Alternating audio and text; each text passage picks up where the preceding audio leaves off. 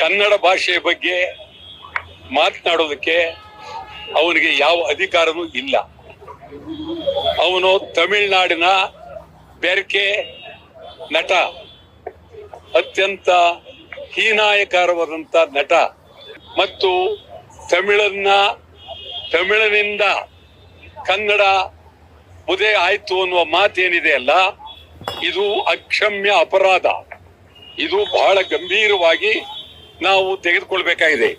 ಕನ್ನಡಿಗರು ಇಡೀ ರಾಜ್ಯದಲ್ಲಿ ಇದನ್ನ ಅಷ್ಟು ಲಘುವಾಗಿ ತೀರ್ಮಾನ ಮಾಡೋದಾದ್ರೆ ಮುಂದೆ ಪರಭಾಷೆಯವರ ದಬ್ಬಾಳಿಕೆ, ಅವ್ರ ನಾಲಿಗೆ ಬಾಯಿಗೆ ಬಂದಂಗೆ ಮಾತಾಡೋಕೆ ಶುರು ಮಾಡ್ತಾರೆ. ಸೊ ಕಮಲ್ ಹಾಸನ್ ಹೇಳ್ತಾನೆ, ನಾನು ಕ್ಷಮಾಪಣೆ ಕೇಳೋದಿಲ್ಲ ಅಂತ.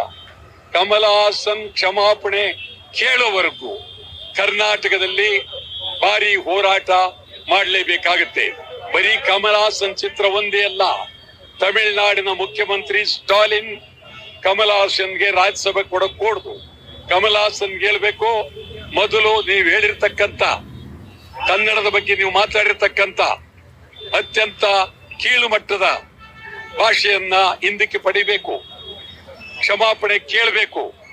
ಇದಾದರೆ ನಾವು ರಾಜ್ಯಸಭೆಗೆ ಕರೆಸ್ತೀವಿ ಅಂತ ಹೇಳ್ಬೇಕು.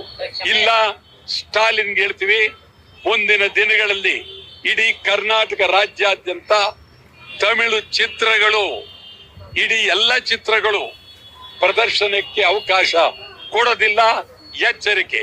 ಮತ್ತು ಈ ಕಮಲ್ ಹಾಸನ್ ಚಿತ್ರ ಬರ್ತಾ ಇದೆ, ಅದರ ವಿರುದ್ಧ ತೀವ್ರವಾಗಿ ಹೋರಾಟ ಮಾಡ್ತೇವೆ. ಇಡೀ ರಾಜ್ಯದ ಎಲ್ಲ ಕನ್ನಡ ಪರ ಸಂಘಟನೆಗಳು ಇದು ಕನ್ನಡಿಗರಿಗಾಗಿರ್ತಕ್ಕಂಥ ಅಪಮಾನ, ಅಗೌರವ, ಇದು ಕನ್ನಡಿಗರ ಮೇಲೆ ದಾಳಿ, ದಬ್ಬಾಳಿಕೆ, ಇದು ನಿಜಕ್ಕೂ ಬಹಳ ಅತ್ಯಂತ ಅಗೌರವ. ಒಂದು ಕಡೆ ಹಿಂದಿಯವರದು, ಒಂದು ಕಡೆ ತಮಿಳರದು, ಮತ್ತೊಂದು ಕಡೆ ಮಲಯಾಳಿಗಳದು. ಇದು ನಮ್ಮ ಮೇಲೆ ಇಡೀ ಬೆಂಗಳೂರು ಕರ್ನಾಟಕದಲ್ಲಿ ಪರಭಾಷೆಯವರ ದಬ್ಬಾಳಿಕೆ ತೀವ್ರ ಆಗಿದೆ. ಅದಕ್ಕೆ ಇದು ಒಂದು ಶಕ್ತಿ ಕೊಡುವ ರೀತಿ ಆಗುತ್ತೆ.